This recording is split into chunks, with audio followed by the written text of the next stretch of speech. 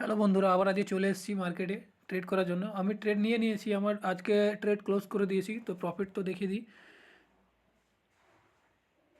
নেটটা একটু স্লো।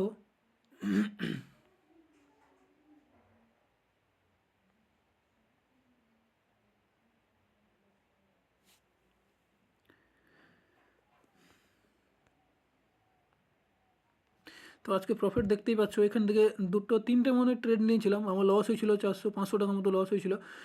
তো তারপরে আমি একটা আবার ট্রেড নিয়েছি, তো সেখানে দেখছো 1500 টাকার মতো লস। 500 টাকা কভার করে এখানে দেখাচ্ছে না, 500 টাকা কভার করে আমার 1400 টাকা লাভ হয়েছে। তো তোমাদেরকে দেখিয়ে দিই যে আমি ট্রেডের লজিকটা কেমন নিয়েছিলাম। চলো যাওয়া যাক চার্টে।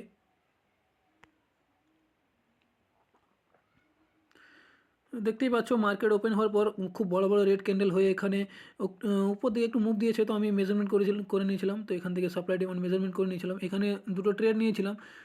তো এখানে কনসলিডেট হওয়ার জন্য আমার ক্যাপিটাল ছোট, তার জন্য আমি স্টপ লস লাগিয়ে রেখেছিলাম। তো আমার তিনটে মনে হয় তিনটে ট্রেড নিয়েছিলাম, তো এখানে স্টপ লস হান্ড হয়ে গেছে। তো আমার 500 টাকার মতো লস হয়ে গেছিলো।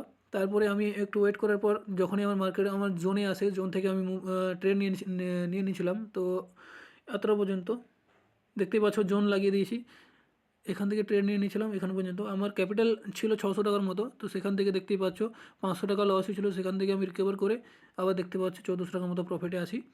তো আজকে আমার এতটা পর্যন্ত ট্রেড, দেখতেই পাচ্ছ আমার ট্রেড। তো প্রফিটটা দেখিয়ে দিই, দেখতেই পাচ্ছ 1410 টাকার মতো প্রফিট। তো আজকের জন্য এতটাই, আবার দেখা হচ্ছে নেক্সট ভিডিওতে।